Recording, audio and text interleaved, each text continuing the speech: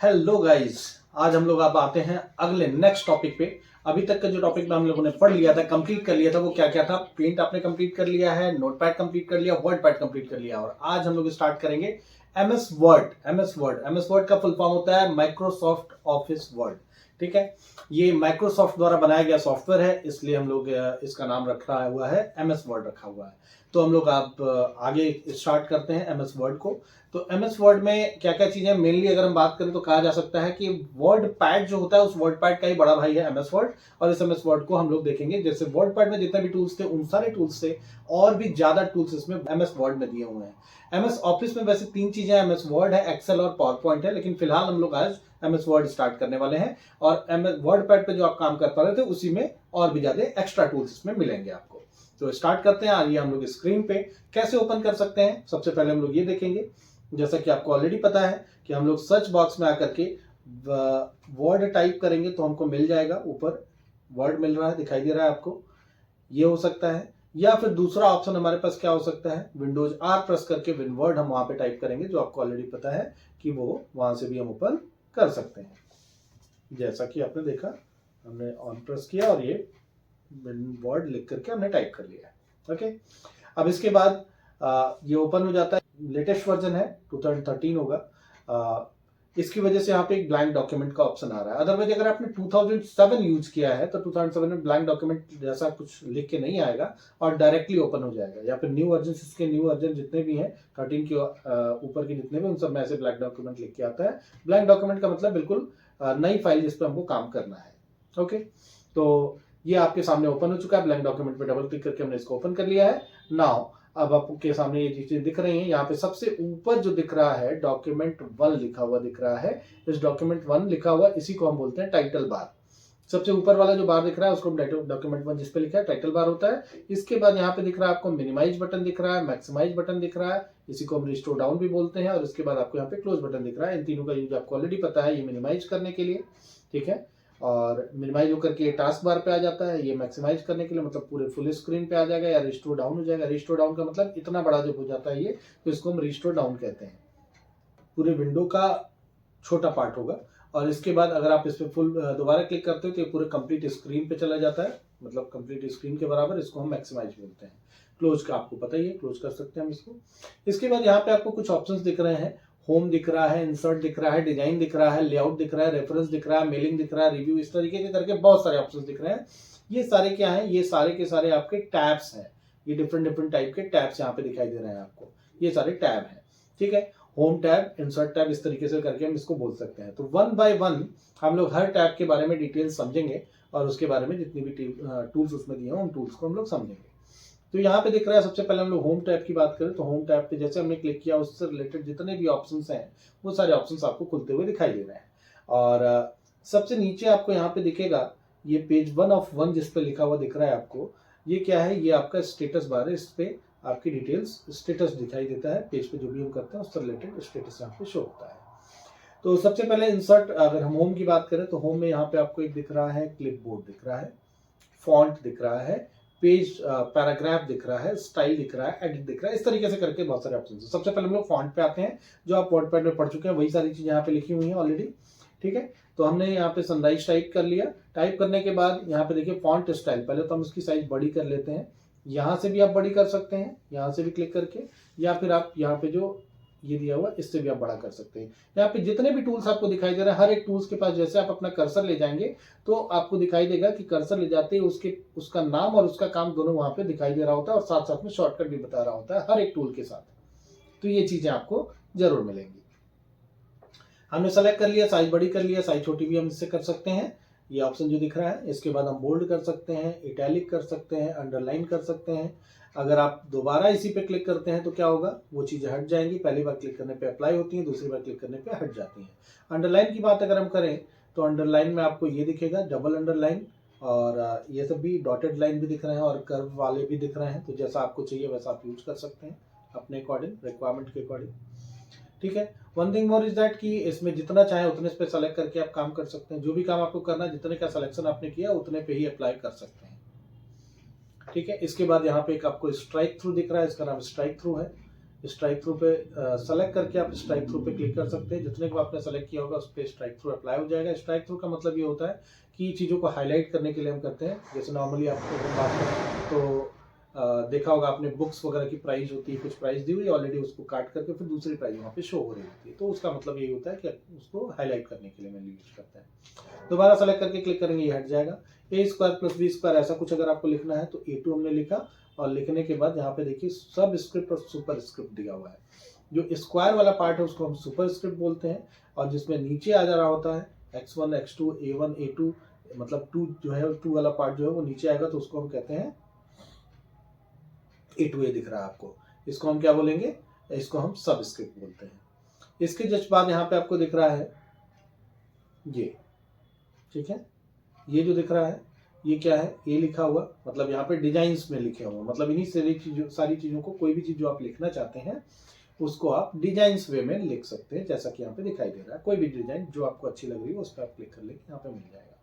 इसके अलावा यहाँ पे आउटलाइन का कलर चेंज कर सकते हैं, शैडो दे सकते हैं, उसमें रिफ्लेक्शन दे सकते हैं, इस टाइप का ग्लो दे सकते हैं, जैसा आपको चाहिए वो अपने अकॉर्डिंग, जरूरत के अकॉर्डिंग आप क्लिक करेंगे और उसको क्लिक करके खुद ही देख लेंगे कैसे चेंजेस हो रहे हैं। ठीक है, इसके बाद यहाँ पे हाईलाइट कलर दिख रहा है। हाईलाइट कलर में और चलिए देखिए मैंने यहाँ पे लिख लिया, अभी इसको पहले शैडो में फिर से रिमूव कर ले रहा हूँ। यहाँ पे ऑप्शन दिया हुआ है जो, ठीक है, नॉर्मल कर दिया मैंने इसको अभी। अब आप देख पा रहे हैं यहाँ पे दो और चीजें दिख रही हैं, एक हाईलाइट कलर है और दूसरा टेक्स्ट हाईलाइट कलर, दूसरा फॉन्ट कलर। फॉन्ट कलर हम उसको कहते हैं जब हमने सेलेक्ट किया और सेलेक्ट करने के बाद उसका कलर चेंज किया, तो जो फॉन्ट जो हमने लिखा हुआ है, जो टेक्स्ट लिखा है उसका कलर चेंज होता है, उसको हम फॉन्ट कलर कहते हैं। अगर हम बैकग्राउंड का कलर चेंज करते हैं, हाईलाइट कलर उसको हम बोलते हैं। हाईलाइटर में भी यहाँ पे डिफरेंट डिफरेंट कलर दिए हुए हैं। जैसे नॉर्मली आप लोग बुक पे काम कर रहे हो, बुक पढ़ रहे होते हैं, तो कभी कभी क्या होता है पेंसिल से नीचे निशान लगाते हैं अगर कुछ इंपॉर्टेंट होता है, या फिर कुछ लोग हाईलाइटर यूज करते हैं और हाईलाइटर से निशान लगा लेते हैं, तो वही सेम हाईलाइटर यहाँ पे भी हम यूज कर सकते हैं। ठीक है, इसके बाद यहाँ पे आपको दिख रहा है sentence case, lower case, upper case, capitalize each word and toggle case. Mainly इस MS वर्ड में टोटल 5 केसेस अवेलेबल हैं। जो सेंटेंस केस हम उसको कहते हैं, जो नॉर्मली आप सेंटेंस जानते हैं, किसी भी सेंटेंस में सबसे पहला लेटर जो होता है वो कैपिटल होता है, बाकी सारे स्मॉल होते हैं, इसी को हम सेंटेंस केस कहते हैं। तो आप देख पा रहे हैं यहाँ पे सनराइज एजुकेशन लिखा है, मैंने इसको सेलेक्ट किया और सेलेक्ट करने के बाद अगर हम इस पर क्लिक करते हैं तो ये सेंटेंस केस में ऑलरेडी आपको दिख रहा है पहला लेटर कैपिटल है, बाकी सारे स्मॉल है, इसको सेंटेंस केस कहते हैं। अगर आप इसको कन्वर्ट करना चाहते हैं लोअर केस में, तो आप देख पाएंगे यहाँ पे लोअर केस में कन्वर्ट हो चुका है, सारे स्मॉल हो चुके हैं। सेम ऐसे ही अगर आप पूरे को अपर केस में कन्वर्ट करना चाहते हैं, दैट मींस कैपिटल लेटर में, तो आप इस पे क्लिक करेंगे तो ये पूरा कैपिटल लेटर में हो जाएगा। कैपिटलाइज ईच वर्ड, जैसे आप इस पे क्लिक करते हैं तो कैपिटलाइज ईच वर्ड हो जाता है, मतलब हर एक वर्ड का पहला लेटर कैपिटल हो जाएगा। इसके बाद आता है आपका toggle case. Toggle case capitalize each word का जस्ट अपोजिट होता है, दैट मींस कि सबसे पहला लेटर हर एक वर्ड का स्मॉल होगा और बाकी सारे कैपिटल होंगे। ओके, तो ये सारी चीजें समझ में आ गई, इसको हम चेंज केस बोलते हैं, और इस चेंज केस से हम डिफरेंट केसेस में चेंज कर सकते हैं। अब इसके बाद यहाँ पे ऑप्शन दिख रहा है आपको clear all formatting. Clear all formatting का मतलब क्या होता है? फॉर्मेटिंग मीन्स व्हाट, इसको समझने के लिए हम पहले समझेंगे फॉर्मेटिंग क्या होता है। फॉर्मेटिंग यहाँ पे फॉर्मेटिंग का मतलब ये होता है, जैसे कोई भी आपने टेक्स्ट लिखा, लिखने के बाद उसको सेलेक्ट किया, उसमें कलर में चेंजेस कर लिए, उसके स्टाइल में चेंजेस कर लिए, उसके साइज में आपने चेंजेस कर लिए, उसका फॉन्ट स्टाइल चेंज कर लिया, ये जो चेंजेस आप उसके अंदर कर रहे हैं, इन सभी को ही हम फॉर्मेटिंग कहते हैं। और यहाँ लिखा है क्लियर ऑल फॉर्मेटिंग, इसका मतलब ये होता है कि क्लियर ऑल फॉर्मेटिंग मतलब सारी की सारी फॉर्मेटिंग जितनी भी आपने अभी तक की है उस पर, वो सारी की सारी फॉर्मेटिंग को क्लियर कर दिया जाए, रिमूव कर दिया जाए। जैसे आप इस पर क्लिक करेंगे आप देख पाएंगे कि सारी की सारी फॉर्मेटिंग यहाँ पे खत्म हो चुकी है, एक्सेप्ट देन हाईलाइट और केसेज।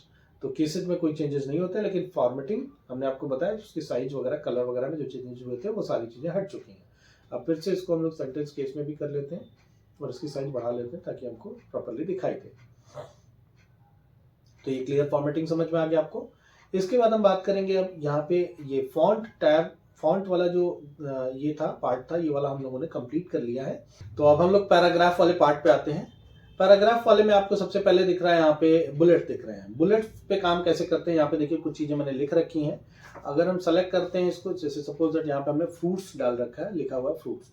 अब फ्रूट्स हमारी जो है मेन हेडिंग है, हम साइज फिलहाल सबकी बड़ी कर लेते हैं ताकि देखने में आपको दिखाई दे प्रॉपरली चीजें। ठीक है। इसमें ये फ्रूट्स हमारी अगर हेडिंग मानते हैं हम इसको, तो हम इसको साइज बड़ा करेंगे, बोल्ड करेंगे, अंडरलाइन करेंगे तो ये हमारी हेडिंग बन जाएगी। ठीक है। अब इसमें अंडरलाइन आप जैसा चाहते हैं वैसा ले सकते हैं, वो आपके ऊपर डिपेंड करता है। लेकिन अभी भी ये बहुत प्रॉपर नहीं लग रहा है कि ये इसके अंडर में है, तो इसके लिए हम क्या कर सकते हैं, इसको सेलेक्ट करेंगे और सेलेक्ट करने के बाद यहाँ से हम बुलेट सेट कर सकते हैं अपने अकॉर्डिंग, अपनी जरूरत के अकॉर्डिंग। हम यहाँ पे जो भी बुलेट्स हमको अच्छे लग रहे हैं वो बुलेट हम यहाँ से ले सकते हैं। ये देखा आपने, इस तरीके से हम बुलेट का यूज करते हैं। इसके बाद यहाँ पे आपको दिख रहा है, इसी बुलेट्स का ही पार्ट में आपको दिखेगा नंबरिंग वाला ऑप्शन, मतलब 1 2 3 4 ABCD इस टाइप का नंबरिंग, या फिर आपका रोमन अंक वाला कोई नंबर आप यूज करना चाहते हैं तो इस तरीके से आप इसको भी यूज कर सकते हैं। It's totally depend on you कि जैसा आप चाहते हो। इसके बाद अगर हम बात करें तो यहाँ पे आप देख रहे हैं एक लाइनों के बीच का जो स्पेस है, उस स्पेसेस को कम या ज़्यादा करने के लिए हमारे पास कुछ चीज़ें दी हुई हैं। देखिए 1.0 इन लाइनों के बीच का स्पेस, जितने को हमने सेलेक्ट किया उतने ही पे अप्लाई होने वाला है। 1.15 कर दिया हमने, 1.5 कर दिया, 2.0 कर दिया, 2.5 कर दिया। ठीक है, इस तरीके से करके हम इसको कर सकते हैं। ठीक, तो ये जो है हमारा लाइनों के बीच का स्पेस हमने बढ़ा घटा लिया। इसके अलावा अगर हम इसको जो हमने लिखा हुआ है इसको हम थोड़ा लेफ्ट या राइट मूव कराना चाहते हैं तो उसके लिए भी हम यहाँ पे लेफ्ट राइट मूव करा सकते हैं इनके थ्रू, इंडेंट के through, increase indent decrease indent से। ठीक है, क्लियर। इसके बाद आपको दिख रहा है यहीं पे A to Z, ए और जेड दिख रहा है, दैट मीन्स यहाँ पे शॉर्टिंग दिख रही है। मतलब जो कुछ भी हमने लिखा है, चाहे वो 4 लाइन का हो, चाहे 10 लाइन का हो, चाहे 100 लाइन का हो, जो कुछ भी हमने लिखा है उसको सेलेक्ट करके हम अगर चाहें तो उसको असेंडिंग या डिसेंडिंग ऑर्डर में अरेंज कर सकते हैं। देखिए हमने सेलेक्ट कर रखा है और A to Z पे अगर हम क्लिक करेंगे तो ये आपके सामने खुल के आ रहा है। इसमें से असेंडिंग दिख रहा है और डिसेंडिंग दिख रहा है। असेंडिंग पे क्लिक किया और ओके कर लिया। अभी क्या हो गया, आप देख रहे थे मैंगो पहले था, बनाना पहले हो गया, दैट मीन्स बी पहला लेटर अल्फाबेटिकली इसको अरेंज कर दिया इसने। अगर आप A to Z पे दोबारा क्लिक करेंगे और डिसेंडिंग में अगर आप इसको करते हैं तो ये जस्ट अगेन कन्वर्ट हो जाएगा। देखिए ऑरेंज, मैंगो और बनाना। ओके, तो ये आपने देख लिया। इसके बाद यहाँ पे आपको उल्टा पी टाइप का शेप दिख रहा है। जैसा आप इस पर क्लिक करते हैं तो आपको यहाँ पे कुछ चीजें दिखाई दे रही है। ये उल्टा पी टाइप का जो शेप दिख रहा है, ये यहाँ पे ये कहाँ पे आता है, ये हमको ये बताता है कि आपने आपने एंटर बटन कहाँ यूज किया है। जहाँ पे भी आप एंटर बटन यूज किए होते हैं अपने पूरे डॉक्यूमेंट में, वहाँ पे ये उल्टा पी टाइप का सिंबल आता है। एक चीज को ध्यान रखिएगा कि ये प्रिंट में नहीं आने वाला। अगर आपने ऐसा लगा दिया और अगर आप प्रिंट आउट दे रहे हैं तो ऐसा नहीं कि वो प्रिंट में आने लगेगा। ये सिर्फ आपको बताने के लिए होता है कि आप एंटर बटन कहाँ यूज किया, आपको पता लग सके। जैसे कि आप देख रहे हैं यहाँ तो आपको दिख ही रहा है, साथ साथ में एक यहाँ भी आ चुका है, दैट मीन्स हम नीचे आ चुके हैं, हमारा कर्सर नीचे आ चुका है, इसलिए ये यहाँ पे भी शो कर रहा है।